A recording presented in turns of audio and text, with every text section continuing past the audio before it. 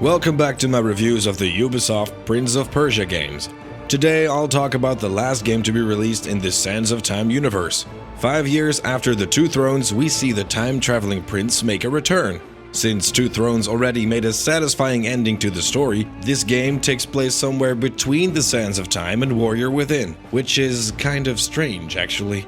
I thought the Dahaka was supposed to chase him at this point. Wasn't that the entire point of Warrior Within's plot? But anyways, the story is about the prince visiting his brother, who is at war. You picked a bad time for a visit. I would have said you've picked a bad time for a war. Well, next time I expect you, I'll tell my enemies not to invade. In a desperate attempt to beat the enemy, his brother releases an evil power that curses the entire kingdom. The curse defeats the enemy, but creates a whole array of monsters in the progress. It's up to the prince to defeat the monsters and save the kingdom, of course.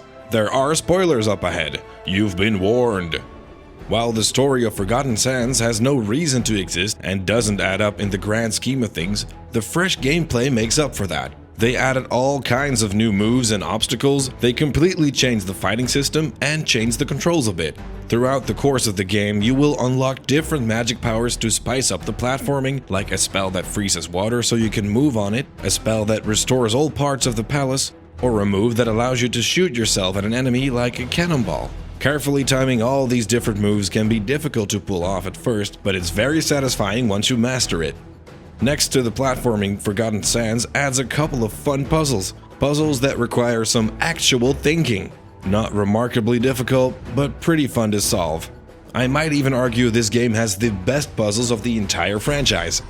The most notable difference in gameplay is the fighting system. This time around, it's more like a Dynasty Warrior fighting system, where your attacks can take on large hordes of enemies. There are a couple of different enemies that require different approaches. The good thing about this game is that it's fresh. Instead of copying the old system, they gave you something new and tried hard to give it as much depth and variation as possible. The downside is that this system is not more than just pretty fun for one game. It does get rather repetitive and boring around the last hour of the game, because at that point you'll be overpowered and enemies are no threat anymore. Most of the time, spamming the attack buttons work best, or just upgrade a magic spell until it's overpowered and spam that to win.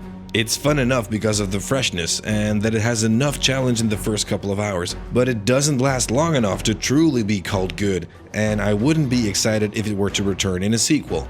A sequel that will probably never happen anyway. Since it's a next-gen sequel, it's visually the most detailed-looking one of the Prince of Persia games. There are a couple of places where I was just admiring the scenery. But on the other hand, the world is rather similar looking to Sands of Time, without that dreamy charm. This game also entirely takes place within a palace. A palace with similar looking designs and overall a similar feeling as the one of Sands of Time. Not giving the world that new feeling a sequel should have.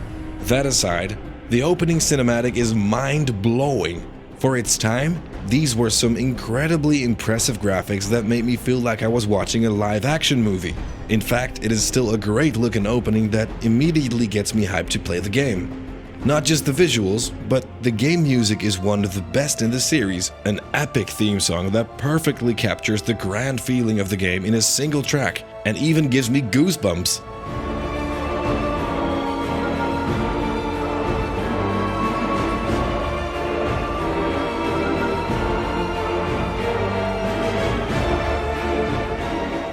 The score as a whole is decent. It has Arabian-style tracks that match the mood of each scene just fine.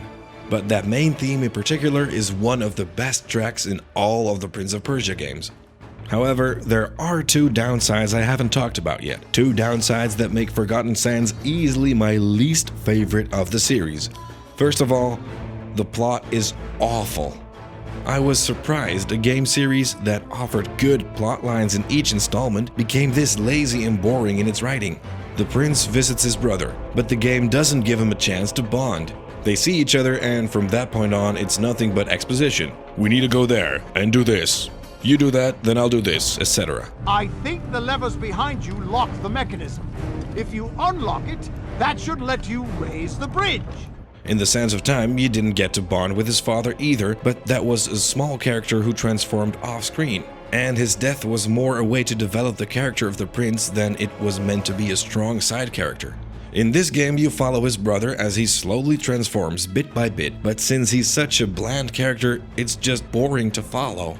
But it doesn't end with the brother. There is a female character who also has a pretty big side role, and I can safely say she is the most boring Prince of Persia character ever.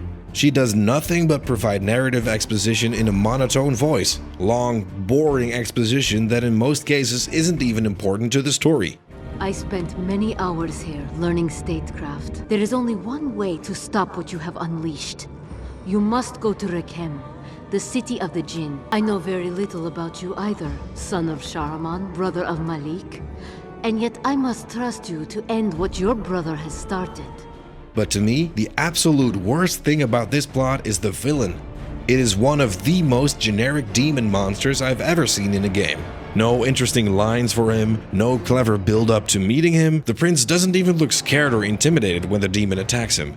Sure, the Dahaka didn't have a grand backstory either, but that villain was intimidating as hell. The game's build-up for the Dahaka is great, truly making him feel like an unstoppable monster you should avoid at all costs. This demon guy is not threatening at all. You fight him halfway through the game, and it's nothing but a disappointingly easy boss battle that took away every bit of suspense they ever were trying to create. The other downside is that Forgotten Sands is far too easy. There is no hard mode, only easy and normal. The levels are full of breakable objects containing health and magic, never creating a moment you're in dire need of either of them. There are far less bottom pits, so it isn't nearly as big of a penalty if you slip up. And as I said before, the fighting gets easy later on in the game. The challenge lies in timing all the different moves while platforming, and in the first half of the fights that can get tricky because the prince is still weak at that point. It's fun to do, but as a whole the game is easy and you should have no real trouble beating it. I wish there were an expert mode or something that removed at least half of the breakable objects, and created more bottomless pits or reduced the amount of sand the prince can carry. Just anything to make the game more challenging than it is. However, Forgotten Sands does improve on some small nuisances I've had with the previous games. You can now skip cutscenes, there are subtitles, and this time there is an autosave, so you never have to stop playing in order to save. This makes Forgotten Sands a very fast game that is fun to speedrun. If you are a fan like me, it's a fun game to do, but I don't think you're missing out if you skip this one. So, those were my reviews of the Sands of Time universe games. Maybe I'll make some more Prince of Persia review videos in the future, like the 2010 Mixed Bag Sands of Time movie, the 2008 Mixed Bag Cell Shade game, the 1999 Mixed Bag first attempt at a 3D Prince of Persia game, the 1993 sequel, or the original where it all started, not a mixed bag. But for now, I'll give the franchise a rest. I hope you enjoyed the reviews and thanks for watching.